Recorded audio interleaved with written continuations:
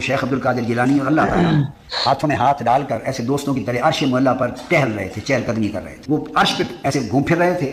اور بے دھیانی میں بات کرتے کرتے عرش کے کنارے پر پہنچ گئے تو خیال نہ رہا تو اللہ تعالیٰ کا پاؤں پھسل گیا اور نیچے گر گیا.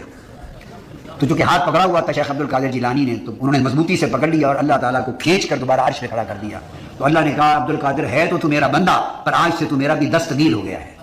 یعنی میرا ہاتھ پکڑنے والا. استغفر اللہ العظیم. یہ بات ایک کتاب میں لکھی ہوئی ہے جس سے یہ پڑھ کے علامہ صاحب بھی سنا رہے ہیں، اور یہ بیسیکلی اصلاحاً ہی بتا رہے ہیں کہ یہ کتنی بکواسات انہوں نے کتابوں میں لکھی ہوئی ہیں. اتنا زیادہ ایک نارمل سے ہیومن کو، بے شک ان کی علمی قابلیت بہت زیادہ ہوگی، ہم اس کا انکار نہیں کر سکتے، انہوں نے دین کے لیے اچھے کام بھی کیے ہوں گے، لیکن اتنا زیادہ عبد القادر جیلانی صاحب کو انہوں نے اوپر چڑھا دیا کہ انہوں نے اللہ سے بھی بڑھا دیا کہ نعوذ باللہ من ذالک، کہ اللہ کا پیر پھسل گیا. پہلی بات تو یہ کہ وہ اللہ کون سا ہے جو ان کے ساتھ پھر رہا ہے آسمانوں کے اوپر، جو ایک وجود بھی رکھتا ہے، کیونکہ ہم نے تو یہی سنا ہے نبی پاک صلی اللہ علیہ وآلہ وسلم ان کی تعلیمات کے مطابق کہ اللہ جسم نہیں رکھتا، اللہ ہماری طرح زبان نہیں رکھتا، اللہ ہماری طرح کی کوئی باڈی نہیں رکھتا. سو یہ کون سا اللہ ہے جو غوث اعظم صاحب کے ساتھ پھر رہا ہے؟ اور اس کے بعد وہ گر جاتا ہے تو غوث اعظم جو ہے وہ ان کا ہاتھ پکڑ لیتے ہیں اور ہاتھ پکڑ کے ان کو اللہ تعالیٰ کو نعوذ باللہ من ذالک اوپر کھینچ لیتے ہیں. سو بس کر دیں، یہ سٹوریاں بہت پرانی ہو گئی ہیں اور یہ اب اتنی زیادہ بڑھتی جا رہی ہیں کہ یہ تنقیص کرنا شروع ہو گئی ہیں اللہ تعالیٰ کی بھی اور اللہ تعالیٰ کے دین کی بھی.